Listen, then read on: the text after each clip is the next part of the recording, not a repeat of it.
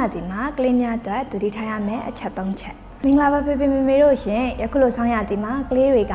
အေးမိလွယ်တာတုတ်ကိမိလွယ်တာတွေဖြစ်လွယ်ကြပါတယ်ဒီဗီဒီယိုလေးထဲမှာတော့ကလေးတွေကိုဆောင်းရသည်မှာဘယ်လိုကောက်ွယ်ပေးရမလဲဆိုတာကိုပြပြပေးသွားမှာဖြစ်ပါရဲ့ရှင်အပြင်ထွက်တဲ့ချိန်တွေမှာအေးရန်ကိုအပြည့်အဝကောက်ွယ်နိုင်ဖို့လက်အိတ်ခေါင်းဆွဲလက်ရှည်ခေါင်းမိရှည်တွေကိုစနစ်တကျတေချာဂီရဆဲဝစ်စင်ပေးဖို့လိုအပ်ပါတယ်ရှင်။ကြောင်များအေးလွန်ခဲ့လာရင်လည်းအေးမိတာတွေဖြစ်တတ်တဲ့အတွက်ကြောင့်မို့လို့ခြေလေးတွေကိုလည်းစနစ်တကျဝစ်စင်ပေးဖို့လိုအပ်ပါတယ်ရှင်။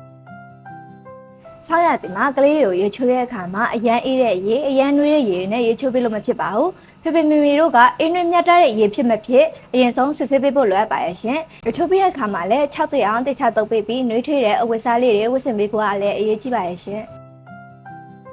ဆောင်းရသည်မှာကလေးတွေကပြမလှရှာမှုအားနေတဲ့အတွက်ကြောင့်မလို့အိမ်မှာပဲဖေဖေမေမေတို့နဲ့အတူတူလေ့ကျင့်ခန်းလေးတွေပြုလုပ်ပေးခြင်းအပြင်လည်းကလေးတွေရဲ့ကိုယ်ခံအားကိုတိုးတက်လာစေနိုင်ပြီးအေးတံကိုလည်းခံနိုင်စွမ်းတိုးတက်လာနိုင်မှာဖြစ်ပါရဲ့ရှင်ဒီအချက်၃ချက်ကိုတေချာ view တစ်ဆိုင်လိုက်နာလောက်ဆောင်ပေးခြင်းအပြင်ကလေးတွေကိုဆောင်းရသည်မှာအေးမိလွယ်တာနဲ့ကောက်ွယ်ပေးနိုင်မှာဖြစ်ပါရဲ့ရှင်ဆောင်းရသည်မှာကလေးများအတွက်အာဟာရနဲ့အိပ်စက်ခြင်းအကြောင်းကိုနောက်ဗီဒီယိုလေးမှာဆက်လက်ပြပြပေးသွားမှာဖြစ်တဲ့အတွက်ကြောင့်မလို့ကျမတို့ရဲ့နားချပေးလေးကို subscribe လုပ်တော့ဖို့မမေ့ကြပါနဲ့နော်